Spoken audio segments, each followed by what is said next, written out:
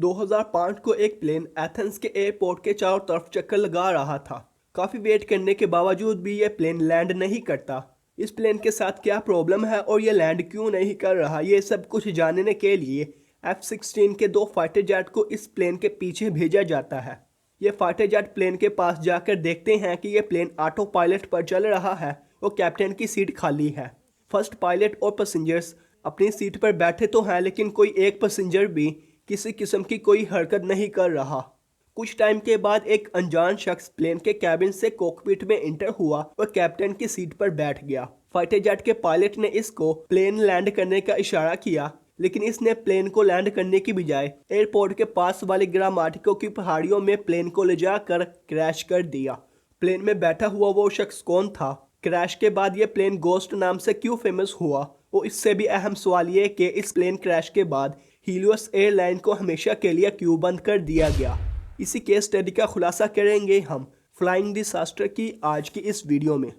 Helios airline flight 522 14 अगस्त 2005 को बगैर किसी प्रॉब्लम के साइप्रस आइसलैंड से टेक ऑफ करती है और इसको एथेंस के एयरपोर्ट में लैंड करना था।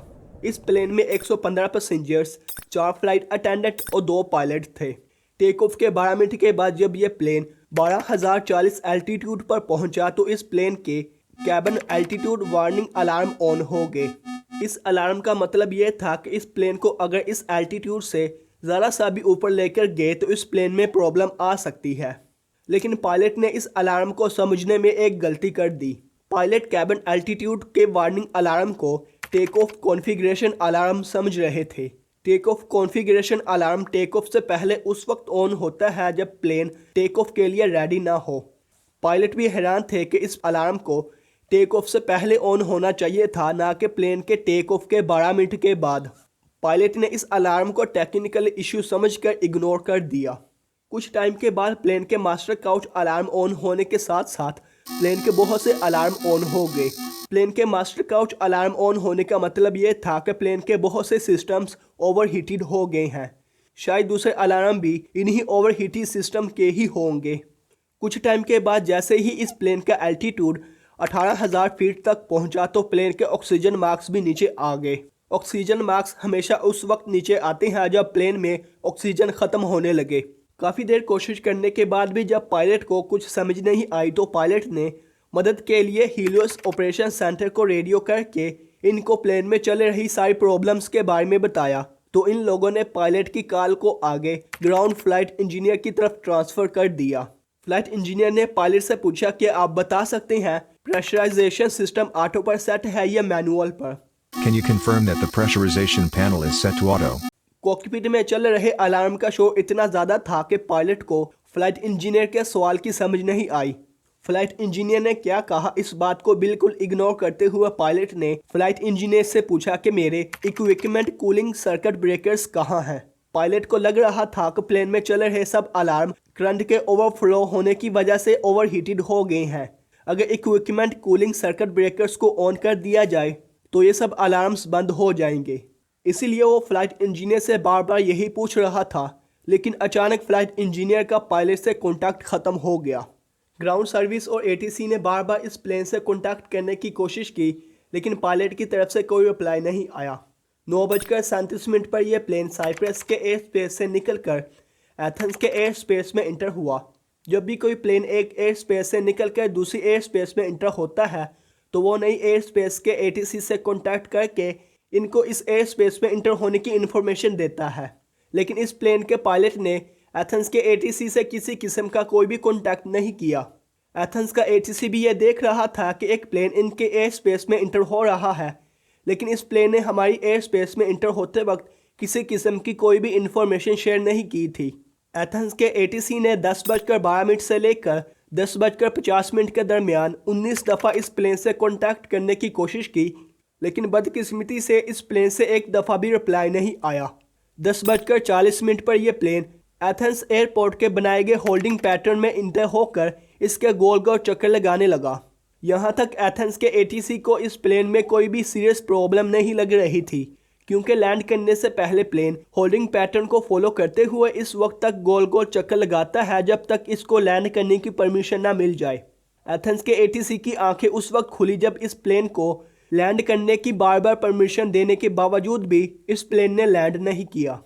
बार बार इस प्लेन से कांटेक्ट करने के बावजूद भी जब इस प्लेन से कोई रिप्लाई नहीं आया तो नज़दीक के एक हेलेनिक एयरफोर्स से F-16 के 2 फाइटर जेट को इनके पीछे भेजा गया ताकि वो प्लेन के पास जाकर देख सके कि इस प्लेन में प्रॉब्लम क्या है। 20 मिनट के बाद 11:24 पर जब फाइटर जेट ने इस प्लेन के पास जाकर देखा तो इनके होश उड़ गए, क्योंकि इस प्लेन में पैसेंजर बैठे तो थे लेकिन एक भी किसी किस्म की कोई भी हरकत नहीं कर रहा था। जब फाइटर जेट के पायलट ने प्लेन के कॉकपिट में देखा तो कैप्टन की सीट खाली थी और वो कॉकपिट के दरवाजे के पास लेटा हुआ था। इस प्लेन का दूसरा पायलट अपनी सीट पर बैठा तो था लेकिन वो भी दूसरों की तरह किसी किस्म की कोई हरकत नहीं कर रहा था। कुछ टाइम के बाद फाइटर जेट के पायलट ने देखा कि एक अनजान शख्स पोर्टेबल ऑक्सीजन मास्क का यूज़ करते हुए इस प्लेन के कॉकपिट में एंटर हुआ और कैप्टन की सीट पर बैठ गया। फाइटर जेट के पायलट को नहीं पता था कि जिसको वो अनजान शख्स समझ रहे हैं वो इसी प्लेन का फ्लाइट अटेंडेंट एंड्रियास प्रोडोमो था। प्रोडोमो के पास यूके का एक कमर्शियल पायलट लाइसेंस तो था लेकिन इसको बोइंग 737 प्लेन को उड़ाने का एक्सपीरियंस नहीं था।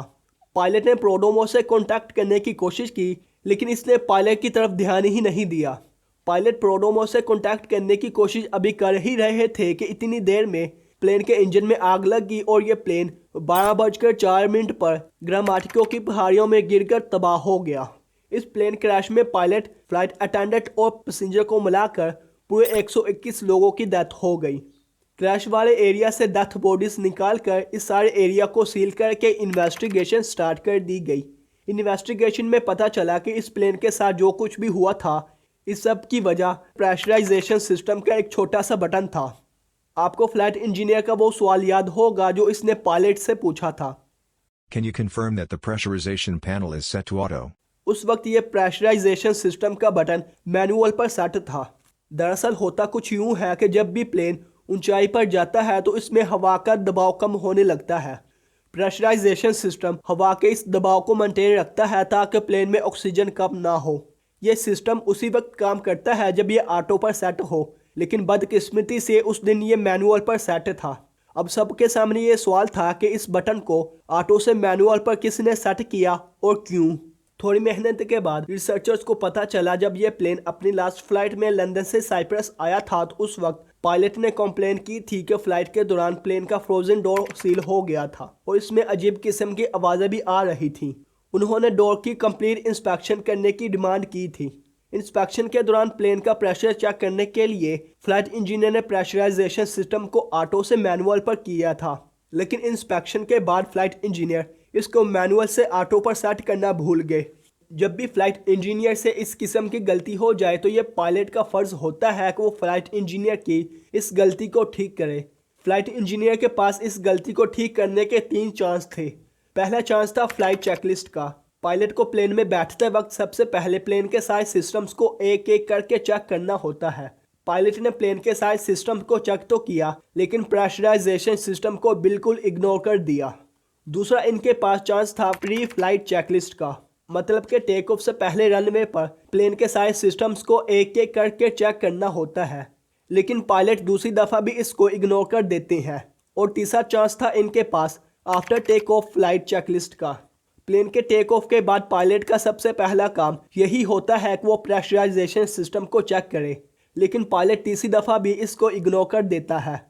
इससे भी बड़ी गलती पायलट ने यह की कि प्लेन में ऑक्सीजन लो होने के बावजूद ऑक्सीजन मास्क पहने ही नहीं थे।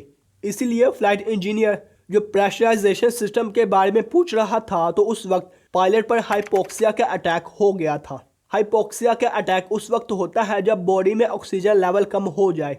इसके अटैक में इंसान का दिमाग सुन्न हो जाता है और इसके बॉडी पार्ट भी अच्छे से काम नहीं करते, फिर इसके बाद इसकी डेथ हो जाती है। अब हम आते हैं अपने सबसे अहम सवाल की तरफ। पायलट ने ऑक्सीजन मास्क नहीं पहने थे इसलिए इनकी डेथ हो गई, लेकिन पैसेंजर्स ने तो ऑक्सीजन मास्क पहने थे, तो फिर इनकी डेथ क्यों हुई? बोइंग 737 के प्लेन में इमरजेंसी की सूरत में ऑक्सीजन केमिकल जनरेटर के थ्रू सप्लाई की जाती है, जो कि सिर्फ 12 मिनट तक ही सप्लाई कर सकता है।